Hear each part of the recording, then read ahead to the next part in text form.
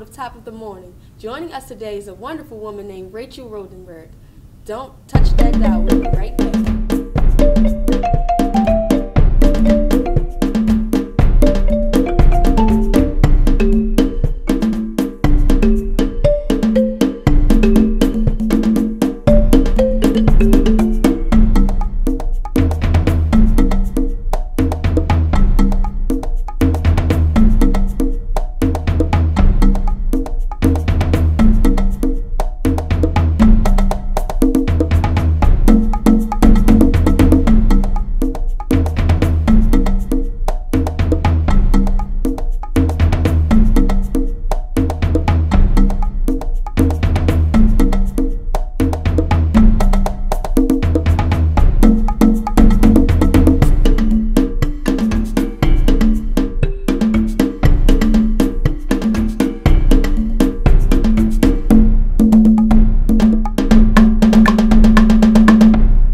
Welcome back to another episode. Joining me today is Rachel Rotenberg. Welcome, Rachel. Thank you. So tell us a little about your career. So I make large wooden sculptures. I've been making sculpture now for 30 years. Tell you about my career. Well, my career feels like it's really lifting off these days. Last summer, I had a show at the Baltimore Museum of Art. And that was a really big turning point for me. I've had a lot of shows around the area in many different galleries, but the Baltimore Museum of Art is a huge venue. Lots of people, lots of public saw the work and responded beautifully to it. And for me, it was transformational, really, to have my work out there, have people responding to it and really caring about it. I mean, I care about my work, but knowing that other people who don't know me, who aren't my friends, are responding beautifully to it, gave me the impetus to really think bigger. The show at the BMA was very transformational for me in that it gave me a sense of where I could take my work. And I've been making larger pieces and bolder pieces since that show. And it's very exciting for me. Okay, I see that your work is very physical. Tell me about that. That's interesting. My work is, it's like a physical presence. It's something new I've learned in my studio, is that when I want to start a new piece, I have to cover all the other pieces in the room because their presence is, in a sense, it's overwhelming for me, and I can't think about something else when they're there. So I cover them over with old sheets, and I can then clear my mind to work on new pieces. I like to build stuff. I think that's probably why sculpture over drawing or painting is the way that I've chosen to express my artwork. What inspires your creativity? It comes out of my personal life, relationships, between me, people, things. I'm inspired by visuals that I see walking down the street. Sometimes, recently I saw a show at the Met by Alexander McQueen, and he's a designer. Incredible work.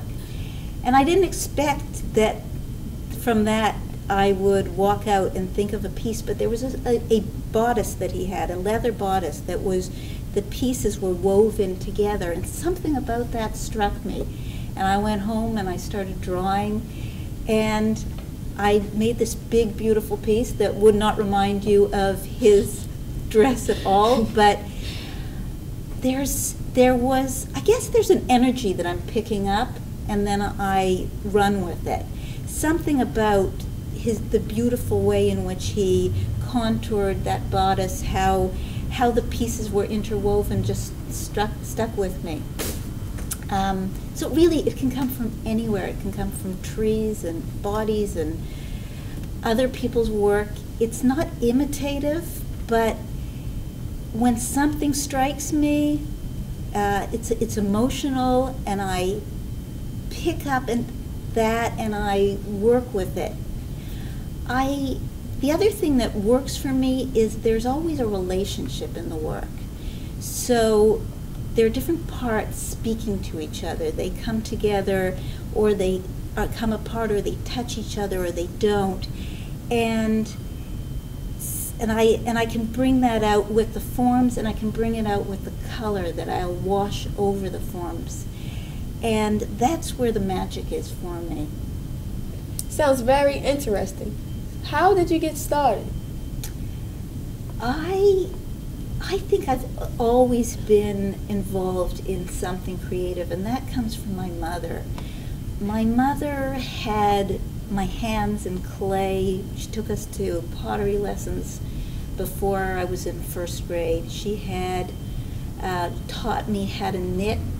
I knit a scarf and a hat for first grade, sewing third grade. Wow. So we were really taught to make things. If something broke, fix it. It was a way to save money, and it was a way to involve us in activities. And that just kind of just sucked into me, that sense of being able to do something with my hand. So Rachel, could you tell me about your sculpting procedures? Yeah, so I start with drawings, but when I'm actually building, I take 2x4 and 4x4 pieces of wood, I cut them and clamp them, glue them, dowel them together, and I keep building it up piece by piece. Let me show you. So Ariel, the way I begin is I'm sitting in my studio and I have pieces of vine, found objects that I've collected and put into my studio, and then I have ideas in my head, and I start drawing on these relationships that I'm thinking about, or a piece, and I want to figure out where that interesting vine should be. And I draw until I come up with an image that works for me. And it can be a really difficult week, or 3 weeks, or 2 days. But when I get to something, and I really have to just let myself flow with it, when I get to something, somehow I seem to be able to recognize it. And I can start building. And when I build, I'm using 2x4 and 4x4 lumber. You know the stuff you see at Home Depot? Yes. So with those square edges, I build the piece up into a very organic form. And I can make it as big, as wide, as high, as round as I want it to be. And that way, sort of the sky's the limit for me in terms of my form. I don't have to go out and find a tree that's the shape of the thought that I had, which would be pretty impossible. Instead, I can build it. Wow. And I love the wood and the way it smells and the way it feels. And I've chosen cedar for the most part, and it's got it's not too hard and not too soft, so I can move it around. And when I get into trouble with a piece, when it's not working, I go back to my drawing book and I start drawing again and working out the problem. And that's how I do it. Why did you choose wood? For me, I find wood to be a very friendly material. I can build it up and I can carve it down. And if I make a mistake, I can cut it and add a new piece. Right. I like the resistance that it gives me. So something like clay, it just takes the impression of whatever you put into it. The wood pushes back at me a bit, and I like that challenge. And I like that it's coming back, and I'm meeting it, it's meeting me. I like the color of the wood, the way it smells, the way it feels. It just works well for me. And I like to add other materials sometimes. So do you ever paint any of your sculptures? I do. I often give them a wash of oil paint. I put the washes on really slowly as I work it up, and what that helps me do is bring out the relationships that are going on in the wood, so that it becomes evident to the person who's looking at the piece what I was trying to say. Hey, this is great. We'll have more to come when we come back.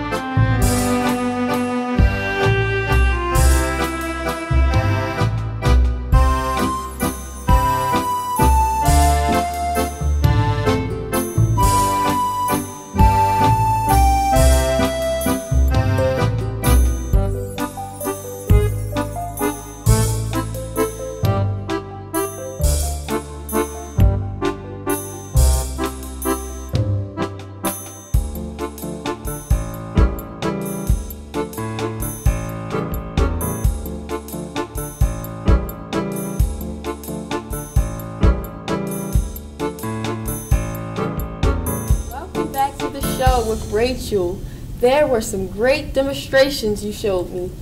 I want to know, what were some of your influences?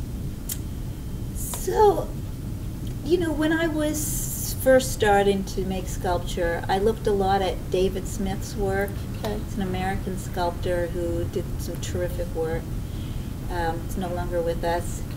But the person who I relate to most these days is Martin Puryear. And his sculpture. I don't look at these artists' work before I make a piece, but I really love I really respond to their sculpture. And I would say, you know, Martin Puryear learned a lot of boat building techniques, and he builds in a totally different way. But it's a similar sensibility that he demonstrates in his artwork. So does your artwork come from emotion and feeling, your own? So my artwork, it's a very personal work. And when I'm working in my studio, mostly I'm focusing interiorly. And I've been working while raising 5 kids, and working in a business with my husband to put food on the table. It's been very much sort of focusing into myself, a space where it's my own space where the creativity comes from. What's very exciting for me is that when I take that work, which I think is like, you know, my selfish place where I'm queen in that little room, and when I take it out and people respond to it and I see that it's meaningful to them, that's really the most exciting thing for me. So when you're creating a piece, do you need quiet? No. I actually mostly run NPR all day in my studio. Sometimes I'm listening, sometimes I'm not. It's sort of like this gibberish running in the back, and you know, and then when I want to listen more carefully, I can. But I don't have quiet, and I don't turn on music for the most part, which is kind of interesting to me. That's what seems to work. It kind of, I don't know, maybe it makes the space less precious. I'm not sure, because I get nervous around preciousness, and it just allows me to not think so hard, but flow with it and respond to what I'm doing. Right. You deal with massive machinery. Is it complicated for you? I do have some dangerous tools. I use chainsaw and grinder, bandsaw, table saw. I actually love tools. My favorite store is Home Depot. And I have cut myself a couple times, not too bad. But I have to be careful, and I enjoy power tools. So do you involve your children in any of your artwork? I always have kept that possibility of my kids making stuff. They have not taken up sculpture. I have a daughter who is painting and does beautiful paintings. Okay. I got a daughter who writes poetry. And I have an engineer and a pre-med student. Wow. And a son who's studying all the time. So they all have taken their own way And that's really great. It's like, I know they're choosing for themselves. Right. Now that they're all off to college, what's the difference between when they were young and now? Well, when they were young, I always tried to make some time that I could get into my studio. I would get everything done in the morning and get a babysitter for a couple hours so that I could get into what we had then was a one-car garage, and I had a studio in there. And when we moved to Baltimore, I added a studio onto my house so that when dinner was done, homework was done, 9:30, everyone's in bed, I'm in my studio. Saturday night, Sunday afternoon, anytime I could. And I can catch 20 minutes, 1 hour, and that way I could work it in and get some stuff done. And I'll tell you, I could be exhausted at the end of the day with the kids, and I'm going to work and making dinner, but half an hour in my studio and I was feeling great. So did you start sculpting before you had children or after? So I started sculpting when I was in college. Really, as I said before, when my mother, brought home soapstones and clay and whatever it was for us to work with. But serious work when I graduated from college and I started working with the wood, and I found that it worked for me so well. So that when I did start having kids, I already knew that I needed to hang on to this. Even if I could only work, as I say, 20 minutes a day, that was worth it. And I could move things forward for myself while the kids were growing up. And now they're all gone. They're all, 2 are married and got 2 grandchildren, 3 are in college, and I've liberated myself to be in my studio most of the day, and it's just fantastic. So you mentioned your husband. Is he a sculptor as well? Does he do wood sculpting? No, actually, my husband is a painter and a writer. And we were 2 art students living in a loft in Williamsburg, Brooklyn, making artwork, doing part-time jobs, and thinking we were going to make it that way. And when we realized that we were already having a couple kids and we needed to pay the bills, my husband came up with this idea of an art business. And he started a business called Jean-Pierre Weil Studios, in which we would draw on layers of glass, draw on paint, and sell them at art fairs, art expo, all kinds of different venues across the country. And I ran the business while he created the pieces, and that was how we managed to feed and house. So is he involved in any shows? He goes to different shows, but he has also, since the kids have moved out, tried to do some work on his own.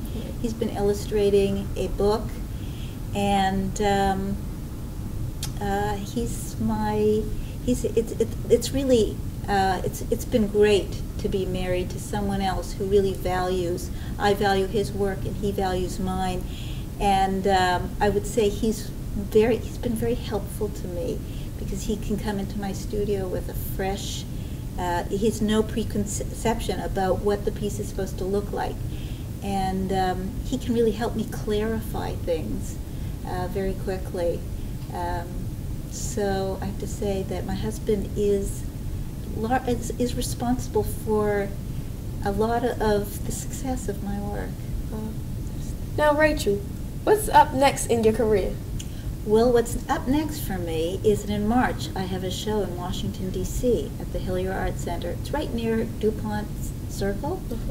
Maybe you'll be able to come by and visit. I would love to. The show runs from March 3rd to the 31st. We'll try to make an appointment. I've been making some brand new work for this show. I'm very excited about it. And looking forward to seeing you there. I would love to be a part of that. Rachel, this has been a great experience with you today. Are there any last thoughts? And could you leave your contact information with us? My last thought is that speaking to women about having some place in their life where they spend time creating something of their own, whether it's sitting down and writing for a few minutes a day, or singing, or playing, or building something, or thinking thoughts, but I think that that's really been a wonderful thing in my life, to have a place of my own where I can create something that is new for me. My contact information is Rotenberg.mpg on the internet, and you can see all kinds of information about me and images, and contact me through the website. RachelRotenberg.com. Check her out. Thank you so much for joining us today, Rachel. We had a great time, and we'll be right back.